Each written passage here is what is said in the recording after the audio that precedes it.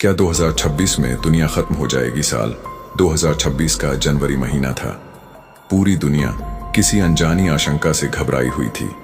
Internet, TV और अखबारों पर एक ही खबर छाई हुई थी, नास्त्रेदामस की भविष्यवाणी, जो कहती थी कि 2026 में पृथ्वी पर प्रलय आ सकता है। इस भविष्यवाणी की पुष्टि करने वाले कई वैज्ञानिक भी सामने आ चुके थे। नासा ने चेतावनी दी थी कि एक विशाल उल्कापिंड, जिसका नाम X909 रखा गया था, पृथ्वी की ओर बढ़ रहा है। अगर यह टकराया तो डायनासोर युग जैसी तबाही निश्चित थी। भारत, एक गांव की कहानी। उत्तर भारत के एक छोटे से गांव में रहने वाला अर्जुन एक शिक्षक था। वह विज्ञान में विश्वास करता था, लेकिन इन खबरों ने उसके गांव के लोगों को डरा दिया था। गांव के बच्चे स्कूल आना छोड़ चुके थे। लोग मंदिरों और मस्जिदों में दिन रात प्रार्थनाएं करने लगे थे।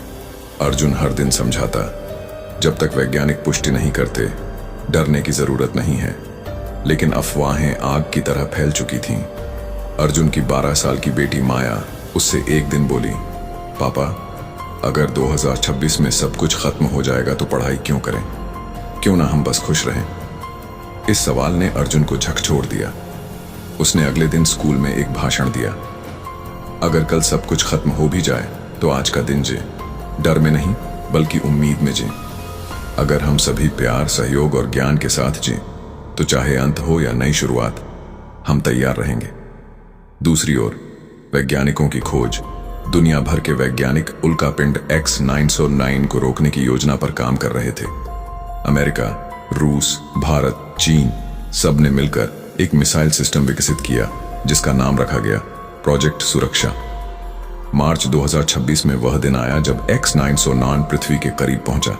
पूरी दुनिया ने टीवी पर सांसें रोककर वो क्षण देखा। जैसे ही उल्कापिंड पृथ्वी के वायुमंडल में दाखिल हुआ, मिसाइल छोड़ी गई और एक विशाल विस्फोट के साथ उल्कापिंड टुकड़ों में बंट गया। धरती बच गई। नई सुबह अर्जुन और माया आकाश की ओर देख रहे थे। माया मुस्कुराई और बोली, पापा, आप सही थे। डरने से कुछ नहीं होता, कोशिश से सब कुछ हो सकता है। उस दिन के बाद दुनिया ने मिलकर काम करना सीखा। पर्यावरण को बचाने के लिए नए कानून बने, युद्ध बंद हुए और शिक्षा को सबसे बड़ा हथियार माना गया। निष्कर्ष, 2026 में दुनिया खत्म नहीं हुई, बल्कि एक नई दुनिया की शुरुआत हुई। यह कहानी हमें सिखाती है कि डर से नहीं, साहस, ज्ञान और एकता से हम किसी भी संकट का सामना कर सकते हैं। भविष्य क्या लाएगा ये कोई नहीं जानता, लेकिन हम कैसे जिएं ये हमारे हाथ में है।